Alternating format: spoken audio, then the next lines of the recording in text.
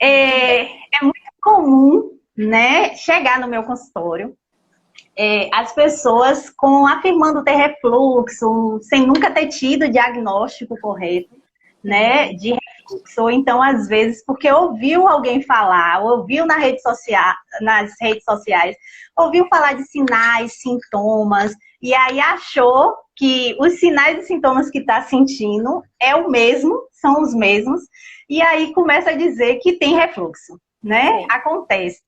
Acontece chegar no consultório e aí eu pergunto, você já recebeu o diagnóstico do médico, né? Da médica, de alguém, de um profissional, né? Médico? Ah, não, não. Ou então comenta de um outro profissional que talvez às vezes não tenha a ver com a situação, que comentou, procure determinado especialista para saber se realmente é. E aí a pessoa adere àquilo e diz, eu tenho refluxo, né? E meu encaminhamento é sempre como nutricionista, porque a gente, como nutricionista, como profissional de nutrição, a gente não realiza diagnóstico clínico, né? E eu deixo isso muito bem claro às pessoas que vão chegando, né? Que as pessoas que eu vou atendendo. Eu não realizo, nutricionista não realiza diagnóstico clínico, né? Então, o mais correto é que a pessoa chegue com o diagnóstico já, né, para que a gente possa montar um plano alimentar direcionado com a condição, né, já estabelecida, que é muito mais prático, né, muito mais viável. Quando não tem, aí eu faço encaminhamento, né, eu geralmente solicito que faça a investigação com um gastroenterologista. E por Isso. conta disso que acontece na minha realidade, foi que eu fiz o convite à doutora Fernanda Dalbello, gastroenterologista de Santa Catarina, que chegou há pouco tempo do Equador. É. No dia que eu fiz o convite a ela estava retornando, terminando o período justamente dela do Equador. E fico muito grata por a senhora ter aceitado o convite e ter aceitado compartilhar esse conhecimento. E aí eu vou abrir, né, para que a senhora se apresente, fale um pouquinho justamente do trabalho da senhora, comente sobre isso. E eu queria que as pessoas que estivessem aí na live colocassem aí de 0 a 10 nos comentários o quanto que o refluxo incomoda realmente a eles, né? Enquanto a doutora Fernanda se apresenta. Tá ótimo, muito obrigada, boa noite. É com muita felicidade que eu tô aqui para a gente conversar, para a gente compartilhar esse conhecimento, que com certeza sempre é válido, né? Então, meu nome é Fernanda Dalbello, eu sou médica, eu moro em Santa Catarina, mais precisamente em Balneário Camboriú. Fiz a minha formação em São Paulo, no Hospital das Clínicas, de gastroenterologista. Depois fiz a minha formação em endoscopia também em São Paulo. E agora estive 3 meses no Equador fazendo um fellow de ecoendoscopia, que é um outro assunto para outras lives, mas que estão abrangendo dentro da gastroenterologia. E eu fico muito feliz em poder compartilhar esse assunto, por quê? Porque o refluxo, ele é como você disse, as pessoas às vezes se autodiagnosticam. Então, refluxo, gastrite, todo mundo acha que entende um pouquinho. Então, é importante a gente frisar hoje, colocar os pontos principais do que é a doença, do que são os sintomas e de como a gente deve proceder em relação a essa doença, para que as coisas fiquem mais claras e a gente tenha um pouquinho mais de certeza do que a gente faz e do que a gente fala, certo? Mas eu fico muito feliz com o convite e acho que essa interação Bahia-Santa Catarina é show de bola. Muito bom. Eu já vi que tem alguns gastos também daqui que seguem a senhora aí também. E tem doutor Eduardo também, que ele está no Rio Grande do Sul, né, que é gastro daqui de Feira também. Ele está terminando a residência e aí vai retornar para a feira para fazer atendimento aqui em março também, né? E aí eu vou fazer a primeira pergunta para a senhora. Vamos lá. Né? Existem vários termos, né? Refluxo gástrico, refluxo gastroesofágico, refluxo laringofaríngeo. Eu queria que a senhora explicasse um pouquinho qual é a diferença básica entre esses tipos de refluxos. Na verdade, assim, o refluxo gástrico e o refluxo gastroesofágico, eles acabam sendo a mesma coisa. Por quê? Porque o refluxo, ele acontece quando? Quando a gente tem um retorno de um líquido do estômago, certo? Para o esôfago. Então, isso é o que a gente vai chamar de refluxo gástrico ou refluxo gastroesofágico, que é então o líquido que sai do estômago e vai para o esôfago. Às vezes, esse líquido ele pode ir além, então ele pode voltar para a boca, ele pode voltar para a laringe, né? Então, quando ele acaba subindo um pouco mais, que é quando a gente fala que tem um refluxo laringoesofágico. Então, isso é meio que por conta da posição. Mas o refluxo, quando a gente escuta a palavra, quando a gente fala a palavra refluxo, é isso que a gente entende, que é um líquido que sai do estômago e que vai subir para o esôfago, ou para a laringe, ou para a boca. Certo?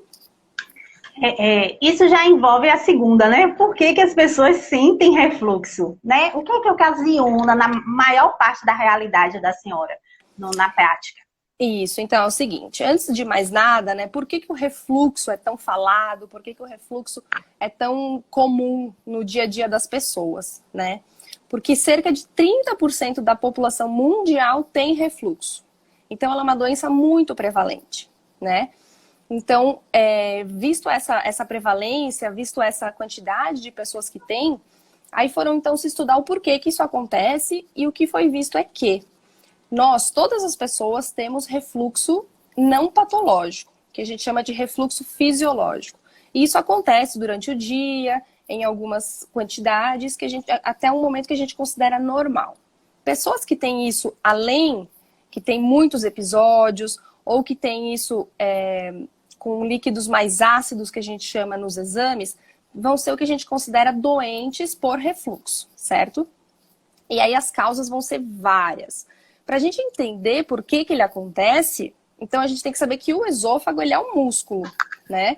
Ele é composto por vários músculos, tanto o esôfago quanto o estômago. Então, quando a gente tem a junção do esôfago com o estômago e esse músculo aqui, ele acaba relaxando, ele faz relaxamentos transitórios, que a gente chama, é quando ocorre, quando ele relaxa, o líquido sobe. Então, quanto mais relaxamentos transitórios eu tiver, mais risco de ter refluxo e mais sintomas eu vou ter. Isso é uma das causas. Então, o relaxamento desse músculo que acontece de vez em quando, seja por alimentação, seja por uma predisposição genética, certo? Outras causas que podem ser também é quando o paciente tem uma hérnia de hiato, que é uma hérnia, que é quando o estômago ele acaba herniando para o esôfago. Então, isso tudo que vai causar uma alteração mecânica na parte da junção entre o esôfago e o estômago. Então, obesidade, quanto maior o tecido adiposo do paciente, quanto maior a circunferência abdominal, maior a barriga, maior a chance dele ter esses refluxos. Tudo por uma questão de uma alteração muscular, dessa parte da musculatura lisa do estômago com o esôfago, certo? Existem outras causas que a gente pode falar também, que é, por exemplo, problemas de peristalse, que é quando a peristalse é aquele movimento que o músculo faz sem que a gente saiba, involuntário, mas algumas pessoas podem ter. Alterações de saliva também podem causar, mas isso são causas mais raras. Os mais comuns são esses que eu falei, que vão ser a alteração de relaxamento do músculo, a obesidade, que acaba sendo um fator muito predisponente, acredito que para você também ele é um dos principais, né? E a hérnia de hiato como uma alteração também mecânica. Essa questão da obesidade, quando os pacientes às vezes alteram a rotina alimentar e já começa às vezes perder uma quantidade de peso, ele já começa a sentir diferença no processo de não sentir tanto os sinais e sintomas do refluxo. E aí diz, doutora, eu já estou melhorando e tal, e justamente é por conta que algumas coisas vão melhorando junto, né, nesse processo. Sem dúvida. E é perigoso o refluxo? E até que ponto é perigoso isso aí? Então, de toda essa grande maioria que eu te falei, dessa quantidade grande de pacientes que existe, a chance de você ter uma complicação é muito baixa, né? O refluxo, ele pode ter sintoma, ele pode ser grave? Pode. Nos casos em que ele é uma doença mais intensa, em que ele causa uma esofagite, uma inflamação do órgão mais intensa. Nos casos que ele pode evoluir para esôfago de Barrett, que seria uma outra alteração histológica do esôfago, e que poderia, então, evoluir para câncer. Mas isso é uma minoria, então, assim, de uma porcentagem grande dos pacientes, é uma minoria muito pequena que acaba tendo, então, essa gravidade. O que acaba sendo mais é o incômodo no dia a dia, é o incômodo na qualidade de vida desses pacientes, né? Não necessariamente uma doença grave, mas uma doença que cause uma morbidade muito grande por conta da qualidade de vida, né? É verdade.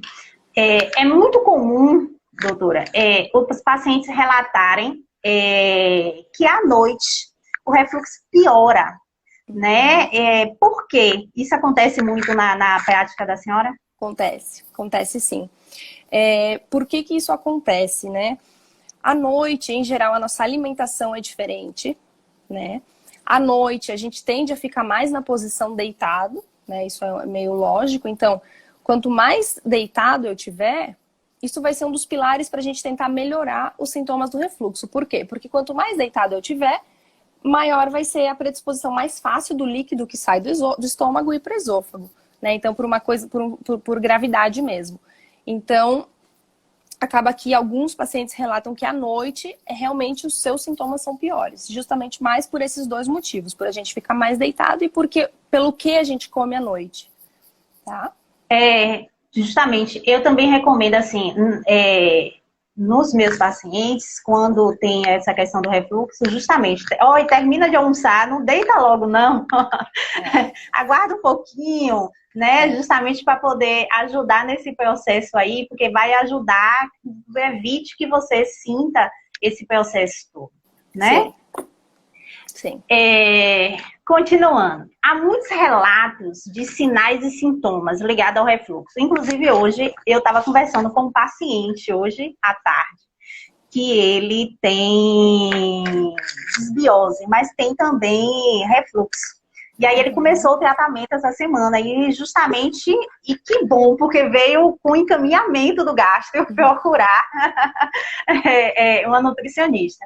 E aí eu conversando com ele, e ele dizendo, né, e ele está só preocupado com a desbiose. E aí eu falei, sim, mas você também tem o refluxo. Sim. Aí eu tô sentindo muita dor no peito. Eu fiz também tem a ver justamente com a questão do refluxo. Sim. Então, assim, sentir dor no peito, dor na garganta, dor nas costas, pigarro, o emagrecimento que a gente falou, né? Mau hálito, tosse, azia, falta de ar, de forma geral. Por que todos esses sinais e sintomas são tão comuns no refluxo? Então, o refluxo, a gente divide ele em duas classes de sintomas, né? Que são os sintomas típicos e os sintomas atípicos. Então, quando a gente fala, o paciente chega e te fala que tem regurgitação, que seria voltar, né? Aquela sensação de líquido que volta. E pirose, que seria azia, aquela queimação, isso pra gente vai ser refluxo. Então, esses são os sintomas típicos, né? Que é a regurgitação e a pirose, que é a azia. Já quando o paciente vem com sintomas atípicos, que a gente chama, que vai ser, então, tudo que você falou, a tosse, vai ser o pigarro, vai ser, às vezes, o paciente pode desencadear uma asma que ele tenha e que estava controlada, o mau hálito, aquele gosto ruim na boca, esse peito, essa dor nas costas, isso tudo são sintomas atípicos, que muitas vezes tem o refluxo, né? E isso acaba causando inflamação, então, nessas outras partes, o refluxo acaba subindo, então, até a boca e acaba causando essas outras alterações. E isso, por que isso é importante? Porque os sintomas atípicos, esses outros sintomas que não são clássicos e característicos do refluxo, eles são mais difíceis de tratar. Então, não é, às vezes, o tratamento clássico que a gente faz com os inibidores de bomba, que são os prazóis, omeprazol, pantoprazol, etc., eles às vezes não melhoram. Então, ele acaba sendo um pouco mais difícil o tratamento, tá? E me diga uma coisa, doutora. Os exames, né, além dos sinais e sintomas, na prática da senhora, quais são os exames que geralmente se utiliza? Os exames que se utiliza para poder identificar o refluxo? Então, o diagnóstico, na maioria dos casos, ele vai ser clínico, né? E o que é isso? Então, como eu te disse, Se o paciente me vem com uma queixa que seja sugestiva de doença do refluxo, não necessariamente eu vou precisar fazer exames. O que a gente pode lançar mão é fazer um teste terapêutico. E esse teste terapêutico, que vai ser com os prazóis, na maioria dos casos, a gente vai usar ele por 8 a 12 semanas e ver se há melhora, certo? Se o paciente não teve melhora, ou se o paciente ele tem algum sinal de alarme, alguma coisa que a gente precise ficar preocupado, por exemplo, se ele tem mais de 40 anos, se ele perdeu peso, se ele tem anemia, se ele tem dores muito intensas, se ele tem vômitos, diarreia, aí sim a gente vai partir para os exames. E aí, os exames, o principal vai ser, a gente geralmente pede a endoscopia, que é para a gente ver se tem alguma complicação. Lembrando que a endoscopia não é o melhor exame para ver refluxo. Ela pode ver? Pode. Ela pode ver as erosões que a gente chama na mucosa do esôfago, podem ser vistas pela endoscopia. Mas o principal exame, que é aquele que a gente vai avaliar se tem refluxo, quanto tem de refluxo, o que volta, vai ser a pH impedanciometria, certo? Que é o quê? Que é quando a gente coloca uma sonda pelo nariz, fica 24 horas, então o paciente vai para casa com essa sonda, vai para o seu dia a dia com essa sonda, e depois é feita essa leitura para a gente ver quanto teve de acidez que retornou, quanto teve de refluxo, quantos episódios. Porém, como esse exame ele acaba sendo um exame mais chatinho, ele não é um exame simples, que o pessoal vai lá e faz, tem toda, né? Então, o que acontece é que a gente acaba deixando esses exames somente para casos que precisem mesmo, né? Que a gente tenha dúvida, que não esteja melhorando. Então, acaba sendo um pouco mais restrito do que a endoscopia e do que o teste terapêutico, tá? Mas basicamente de exame são esses dois, seria a endoscopia e a pH impedanciometria. Eu vou fazer uma pergunta para a senhora que na realidade não estava no script que a gente tinha pensado. Mas, por exemplo, acontece muito a pessoa associar o fato de ter refluxo e ter gastrite. Geralmente estão interligados? Não, geralmente não. Geralmente a pessoa ela sente uma das duas coisas e acaba confundindo. Isso até muito entre médicos, às vezes, que acabam confundindo sintomas dispépticos com sintomas de refluxo. Então, assim, essa associação não existe, tá? E, em geral, a gente acaba vendo o quê? Que não tem essa... Quanto mais refluxo, mais gastrite. Isso não... Porque os mecanismos são completamente diferentes. Então, a princípio, não tem essa associação. Marília perguntou aí, se a pessoa, eu acho que é para mim, para a Nutri, te fala que está com esses sintomas, o primeiro passo é ele procurar um médico para poder passar o exame de endoscopia. Marília, na realidade, o primeiro passo é encaminhar para ser avaliado.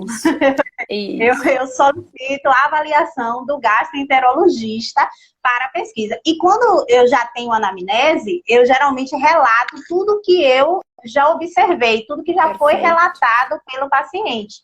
Né? E se tem alguns exames também, eu já relato que foi encontrado determinados exames, os parâmetros bioquímicos, que são os que nós podemos pedir como nutricionista. Né? Então, aí eu já encaminho. É bom justamente assim, né? Porque aí você interliga essa ponte interprofissional, né? Multiprofissional, e já deixa claro como é que está seguindo, né? O que é que está acontecendo, né? Para o gastro justamente saber que caminho seguir, o porquê de como é que vai essa conduta. Isso é como eu faço, é como eu conduzo, né? A gente ainda não entrou na parte do tratamento, mas a gente sabe que a mudança de estilo de vida, a mudança de alimentar, isso vai ser o principal, né? Atividade física, acompanhamento nutricional. Então, a gente usa as medicações, sim, mas em cima, no topo, sempre vai estar a mudança de estilo de vida, sempre. Então, por isso esse papel da nutricionista é muito, muito importante para a gente, para acompanhar junto. Isso, acho que alguém falou aqui sobre a manometria. A manometria, ele perguntou a manometria. A manometria, ela é um exame também que a gente faz em caráter ambulatorial. O paciente vai no consultório, faz o exame. E esse exame, na verdade, ele vai ser para quê? Ele não vai ver refluxo, ele vai ver se tem algum distúrbio motor. Então, ele vai avaliar a contração do esfíncter, vai avaliar a contração do esôfago. Ele não vai dar o diagnóstico do refluxo. Ele pode sugerir algumas alterações que sejam compatíveis com refluxo, mas ele não diagnostica. A gente usa muito a manometria antes de cirurgias, por exemplo. A gente sempre vai fazer a manometria para quem for operar. Mas para diagnóstico, em geral, a gente não é obrigatório pedir. O padrão ouro acaba sendo a pH. É comum fazer cirurgia de refluxo? Olha, tem sido comum? A gente tenta, existem as suas indicações, né, claro. Não é uma cirurgia rara, ela é feita, né?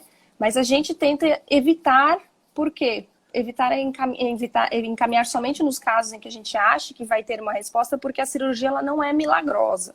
Às vezes o paciente opera e mesmo assim ele volta a ter sintomas. Então tem que ter bem determinado a causa do que causou, o motivo do refluxo, porque senão às vezes não vai ter essa melhora que o paciente espera. Quando a indicação ela é feita corretamente, a cirurgia é ótimo, né? Mas então isso tem que ser bem avaliado para que a gente não encaminhe pacientes sem esse diagnóstico correto, porque senão acaba piorando a vida do paciente. Isso mesmo. E me diga, qual a importância, doutora, do diagnóstico correto do refluxo, nesse sentido de tudo que a gente tem discutido?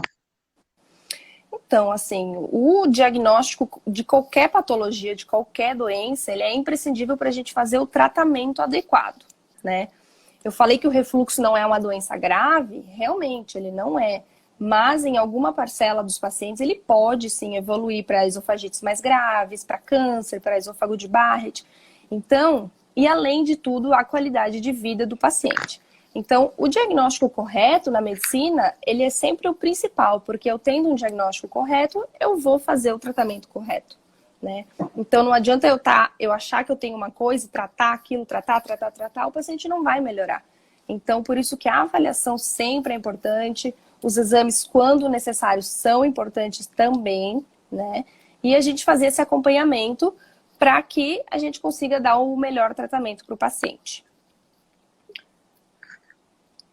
A senhora comentou do tratamento aí, né? Na minha prática, como nutricionista, a gente vai trabalhar. Eu prefiro trabalhar sempre, primeiramente, com alimentação, sim, né? Evito a suplementação quando não há realmente indício ou necessidade, ou quando não há deficiência, né? Então, por quê? Porque na realidade o paciente tem que manter aquilo pro resto da vida, né? Aquela rotina. E o que tiver que ser alterado, vai ter que ser alterado pro resto da vida dele, né? Então, assim, essa questão da atividade física, tem que pensar em aderir quando ele não tem, né? Essa questão, quando tem a questão da obesidade, né? Pensar justamente em tentar controlar esse peso, porque justamente são muitos músculos interferindo nesse processo digestivo. E na prática médica, qual o tratamento que a senhora consegue, assim, de forma geral, né? Porque a gente na live não vai sair fazendo tratamento para ninguém. Mas de forma geral, assim, o que acontece na prática da senhora? O refluxo, ele é uma doença crônica. Então, não é que o paciente vai tratar 1 mês, 2 meses, vai melhorar e pronto, acabou. Não. Então, isso que é o difícil, né? Essas doenças hoje em dia, as doenças que a gente precisa, que não melhoram apenas com uma pílula, com uma medicação, acaba sendo mais difícil para o paciente aceitar. Então, primeiro de tudo, a gente sempre orienta medidas comportamentais. E dentre as medidas comportamentais, sempre vai estar no topo. Dieta, atividade física, perda de peso. Já foi mostrado que perda de peso, claro, para pacientes que precisam, né, não para pacientes que já são magros, mas para pacientes que são acima do peso, melhoram absurdamente o refluxo. Somente com a perda de peso, com atividade física diária, tá?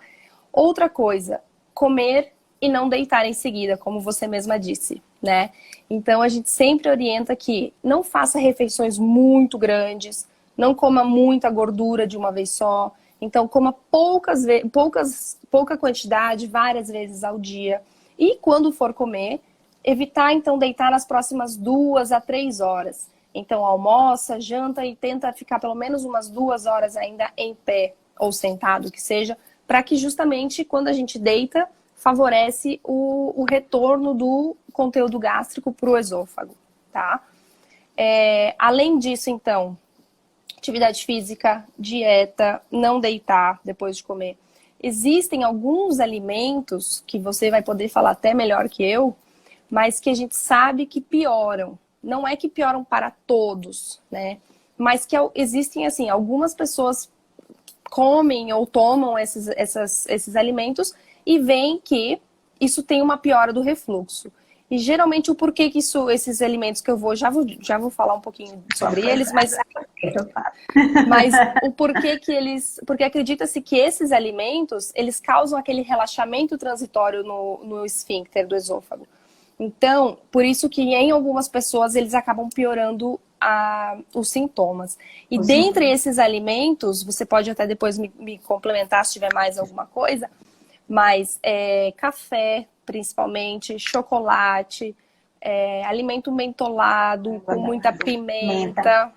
Isso, menta. Pimenta também. Refrigerante, água com gás, às vezes pode piorar também.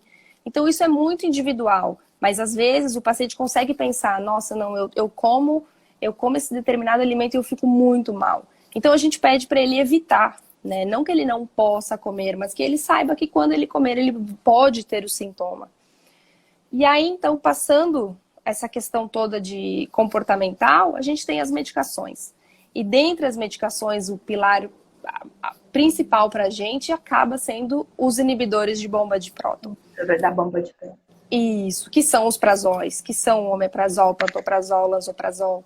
E aí a dose e quantas vezes vai usar ao dia, isso acaba variando conforme o paciente. Mas em geral a gente tem que fazer um tratamento de uns 3 a 6 meses para o paciente aprender a conviver, para o paciente aprender essa mudança comportamental, para que no futuro a gente consiga retirar a medicação e ele ficar bem só com as medidas comportamentais. Em alguns pacientes a gente precisa associar outras medicações, mas o principal, o básico, assim, vai ser com os inibidores de bomba. Não sei na sua prática se tem algum outro alimento. Essa questão do alimento é bem interessante. E a pessoa precisa inserir na mente de que a rotina dela precisa mudar. E aí eu me lembrei de uma situação, eu tenho uma paciente que ela estava muito bem, muito. Quando ela me procurou, ela não estava nem conseguindo comer, tomando mingau de amido de milho, porque ela não conseguia comer nada. Uhum. E aí a gente começou com essa mudança da rotina alimentar e tal, e aí ela estava bem. Ficou bem 2, 3 meses, e aí viajou, e aí resolveu tomar um caldo de sururu e colocar uma pimenta.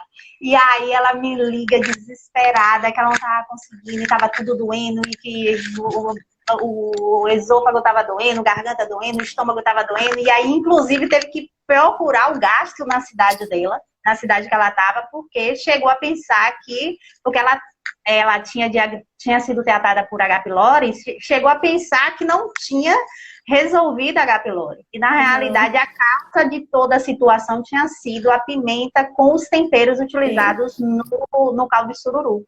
Né? Então, assim, hoje ela tá bem. E aí, eu disse, você tem que ficar de olho, né? Porque esse caldo foi exagerado, né? Então, assim, às vezes uma coisinha que a gente acha que não vai causar muito efeito, causa um efeito, né? Desencadeia todo o processo que a pessoa demorou um tempo para poder conseguir chegar até aquele limite. Sim, uma coisa que a senhora comentou sobre essa questão de descansar, tudo isso, eu comento muito com os pacientes, a aprender a comer com calma, né? O que a gente chama de mindful eating, né? De comer com calma, comer com plenitude, né? E esperar, eu na prática, eu digo a eles, coloque um pouco de comida na boca e descanse o talher na mesa, né? Porque isso vai ensinar a você, aos poucos, aí comendo com calma. Isso justamente vai ajudar nesse processo, né? É uma dica que eu sempre dou aos pacientes nesse... Não sou paciente com refluxo, mas, no geral, os pacientes aprenderem a comer com calma, né? Essa agonia de comer, digerir muito rápido, né? É difícil na rotina, mas eu acho que a pandemia veio ensinar a gente um pouquinho né, descansar. Até mais tempo, sentido. Né? A gente acaba tendo mais justamente. tempo, né? Isso aí. Não, com certeza. O estilo de vida que a gente vive, essa correria, os alimentos industrializados, então tudo isso propicia para que o refluxo acabe sendo mais visto, mais comum, né? E às vezes um pouquinho mais difícil de tratar. Mas com um bom acompanhamento, com uma boa equipe em geral, uma equipe multidisciplinar ajuda muito, a questão nutricionista, médico, atividade física, então acaba que o paciente ele tem uma boa melhora, né? Que bom. Eu acho que era isso aí, eu acho que não teve mais dúvidas, eu acho que o pessoal me deu parabéns, gostou, né? Eu acho que a gente conseguiu esclarecer um pouquinho, trazer um pouquinho de conteúdo, né? Que pode ajudar as pessoas de forma geral e que se as pessoas que possam identificar, eu acho que eu estava sentindo isso, procure realmente ajuda profissional para tentar identificar, fazer o diagnóstico correto, né? Antes da senhora falar, eu vou desligar os comentários para a gente poder fazer uma foto, tá bom. desativar. Deixa eu ver aqui. Como é que eu desativo os comentários? Desativei. Pronto. Vamos fazer um print de foto.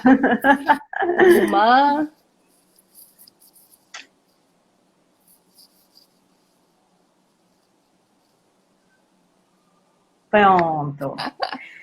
Muito bom. Deixa eu reativar os comentários. Pronto.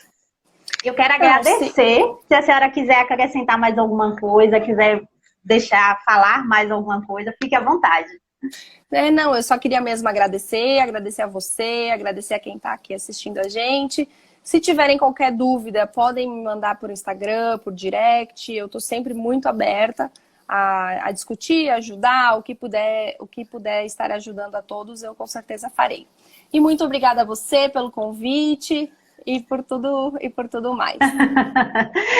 Eu quero agradecer também, vou falar aqui, ó, que senão agradecer a Sarinha, meu pai, que tá sempre presente aí, a família tá lá colada, né, doutora? Meu pai, Bento, que tá aí, ó, eu liguei pra ele hoje, ó, meu pai, tem uma live hoje, esteja presente, né?